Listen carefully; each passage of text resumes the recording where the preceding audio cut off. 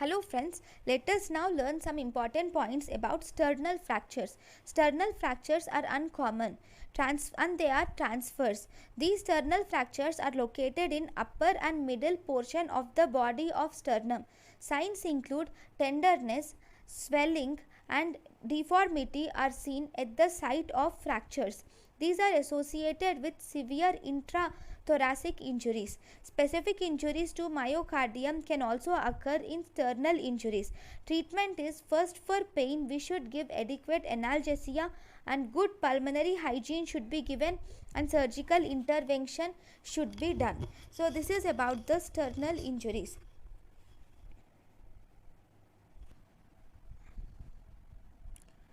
So let us now learn about hemothorax. Hemothorax is collection of blood in the pleural space. The most common cause of hemothorax is trauma. Most common cause of massive hemothorax is torn intercostal vessel secondary to rib fracture. Clinical features include presence of dull note on percussion, absent breath sounds and respiratory distress. Diagnosis of hemothorax include chest x-ray, aspiration of pleural fluid where blood is seen. Investigation of choice is aspiration of pleural fluid. Treatment is intercostal drainage tube insertion where you will put the tube in fifth intercostal space in mid axillary line. This or you will put it in the triangle of safety. So what is triangle of safety? Triangle of safety is you will see that this is the person in the arm, this is the base of the axilla, then we have lateral border of the latissimus dorsi, base of the axilla superiorly, lateral border of latissimus dorsi laterally, inferiorly we have fifth intercostal space, and medially we have lateral edge of posterior pectoralis major muscle, that is pectoralis major muscle. Medially we have lateral border of pectoralis major. So this triangle which is seen here is triangle of safety. Actually base of axilla is the apex, not the, it is apex, not the base of the axilla is actually apex, it is not the superior border. So lateral border is lateral border of latissimus dorsi, medial border is lateral border of pectoralis major, and inferiorly we have fifth intercostal space. This intercostal drainage tube is put in this triangle of safety and it is put on the superior surface of lower lip. So if these are the two ribs, you put it in the superior surface of this lower lip. This is the lower rib. Above the lower rib superior surface you put this intercostal drainage tube. Now indications of thoracotomy. Thoracotomy, initial tube output of thoracotomy or thoracotomy drainage is more than 1.5 liters, then it is blunt trauma. More than 1 liter, then it is penetrating trauma. If ongoing tube thoracotomy drainage is more than 200 ml per hour for 3 consecutive hours in a non-coagulative patient, then you will have to do thoracotomy. Thoracotomy is also done for caked or clotted hemothorax despite of 2 chest tube placements, tracheobronchial injuries, selected descended torn aorta or greater vessel injuries, if it is associated with pericardial tamponade or cardiac herniation, or if it is associated with open pneumothorax or esophageal perforation, or if there is massive leak from the chest tube with adequate ventilation. In all these conditions which we have learnt, you will have to do thoracotomy. So thoracotomy is done for initial tube output or thoracotomy drainage is more than 1.5 liters for blunt trauma and more than 1 liter for penetrating trauma, or if ongoing tube thoracotomy drainage is more than 200 ml per hour for 3 consecutive hours in non-coagulable patient, or if there is caked hemothorax despite of 2 chest tube placements, or if there is tracheobronchial injuries, selected descending torn aorta or greater vessels, or if it is associated with pericardial tamponade or cardiac hernia, or if it is associated with open pneumothorax or esophageal perforation, or if it is associated with massive leak from chest tube with adequate ventilation. In all these conditions, we should do thoracotomy. The thoracotomy can be done either in posterolateral or you can do it anterolateral, but posterolateral is preferred in elective cases, anterolateral is preferred in traumatic conditions. Next, pneumothorax. Pneumothorax, here air is accumulated in the thoracic cavity. If air is accumulated in the thoracic cavity, then we call it as pneumothorax. Clinical features include presence of respiratory distress, and here trachea is deviated to the opposite side, breath sounds are absent, and on percussion you will see presence of hyperresonant lung due to the air in the pleural cavity. Air is hyperresonant, heard hyperresonant. Diagnosis is X-ray. You will see radiolucent space seen in the X-ray. Then in the pneumothorax we have two types of pneumothorax. One simple pneumothorax where there is free flow of air in and out of the thoracic cavity, and we have tension pneumothorax which we will learn here. This is very important. In tension pneumothorax, this will allow it acts as a valve, and the valve will allow the air to enter the lungs but not exit the lungs, and as a result, as more and more air enters the lungs, that air will get accumulated in the lungs, leading to hemodynamic instability, whereas simple pneumothorax is hemodynamically stable. So whenever there is inspiration, venous return increases, air is accumulated. Because of accumulated air, this will decrease the venous return, so increase the JVP, which will result in instability, hemodynamic instability. So this tension pneumothorax is an emergency condition. Now treatment is based on whether it is simple or open pneumothorax or whether it is tension pneumothorax. If it is simple or open pneumothorax, then we can do intercostal drainage tube insertion can be done. If it is tension pneumothorax, in emergency, in a child, we can insert a needle in second intercostal space in mid-clavicular line. In adults, we will insert a needle in fifth intercostal space in mid-clavicular line.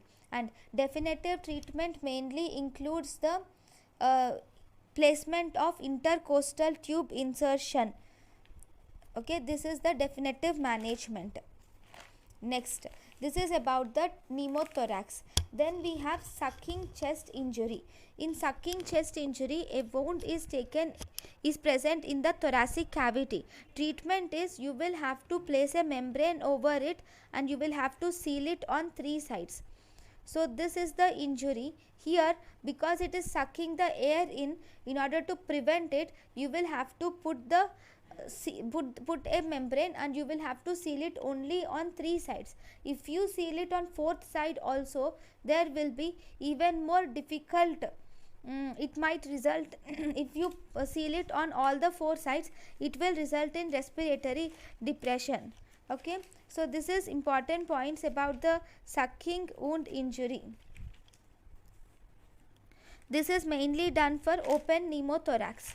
Okay, then we have the next important disorder is cardiac tamponade. This cardiac tamponade will also be learnt in medicine, but a short note in surgery. So rapid accumulation of blood and fluid is seen in the pericardial cavity around 200 ml. Etiology is there will be a penetrating trauma. Here, because of this etiology, it is mainly due to penetrating trauma. Because of the penetrating trauma, there is injury to some structures in the mediastinum. Thus, this causes accumulation of blood and fluid in the pericardial space. This blood and fluid will compress the ventricles, leading to hemodynamic instability. because they compress the ventricles, the cardiac output will be decreased, and this pressure accumulates in the atria, so there will be back pressure, and the back pressure will cause increased JVP. So because of decreased cardiac output, we see hypotension. Because of increased JVP, we see distended neck veins, and we also see muffled heart sounds because of blood accumulation between the heart and the chest wall. So overall, these three are together called as Beck's triad, that is hypotension, muffled heart sounds, and the distended neck veins. Together we call it as Beck's triad. The breath sounds will be completely normal. The investigation of choice is echocardiography, and the chest x-ray you see presence of enlarged heart shadow, which is bottle bag heart. Then if you see the treatment, in the treatment you can, this is an emergency treatment, so you will have to put emergency treatment immediately. You should put a needle pericardiocentesis under USG guidance, and followed by you should do subcostal aspiration. Definitive treatment is we do emergency thoracotomy and we will repair it. So emergency room thoracotomy is not preferred, it is done in ER. Okay. Then flail chest. So we will learn some important points about the flail chest. Before that, I would like to tell you about this emergency room thoracotomy. See, whenever there is cardiac tamponade, in cardiac tamponade patients, we do the emergency room thoracotomy. That means we will do this emergency room thoracotomy in ER, that is emergency department. Okay. But this is not actually preferred, because in ER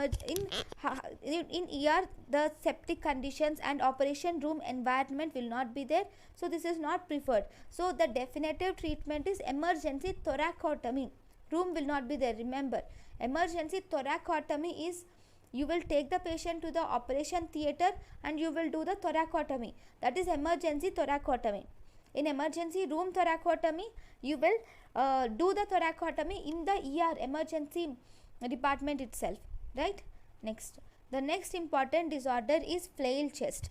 Flail chest, 2 or more fractures in same ribs for more than 2 consecutive ribs is called as flail chest. So if you see these here, there is fracture at 2 or more sides. So these are the 2 or more sides or 2 or more fractures in the same rib. Like that, there should be fracture in more than 2 ribs. Here there are 4 ribs fracture and each rib is fractured for 2 sides, right? So this is flail chest, right? Now normally whenever there is inspiration, the intrapleural pressure will be 0 to +1, is decreased from 0 to -1. See, in inspiration the intrapleural pressure will be decreased from 0 to -1. In expiration the intrapleural pressure will be increased from 0 to +1. So normally the chest wall will move out, will move out in expiration and it will move in during inspiration. Okay, see, when you try to inspire, the chest wall will move out because the lungs will be filled with air, so lungs will push the chest wall outside. So as a result, the chest wall will move out during inspiration. During expiration, the chest wall will move in. Okay, that occurs normally, but in paradoxical respiration, reverse occurs. So if you see in paradoxical respiration, the whole chest wall will move out during inspiration, but the flail segment will move in, and during expiration the whole chest wall will move in, but only the flail segment will move out. So this is about the paradoxical respiration, right? Next, if you see the chest, the other clinical features, there will be chest pain is present with or without respiratory distress. the patient, if there is any respiratory distress in the patient, then you will have to intubate the patient, or else if there is just chest pain, you will have to give analgesics and treat the patient. Then next, diagnosis is by observing the paradoxical respiration, and you can ask the patient to cough and observe the paradoxical respiration. Treatment is surgical treatment, where you will see internal fix, you will, in surgical treatment you will have to do internal fixation, and you will have to splint the flailed segment. Then in flail chest, the most common cause of death in flail chest is pulmonary contusion is the most common cause of death in flail chest. Now if you were asked what is the first line management, the first line management in flail chest is give NSAIDs and give positive pressure ventilation. NSAIDs plus positive pressure ventilation is the flail chest first line management. But if there is flail chest with any lung injury like lung contusion, in such cases we should do thoracotomy followed by repair with internal fixation of flail segment, right? So this is about the flail chest. Thank you for watching.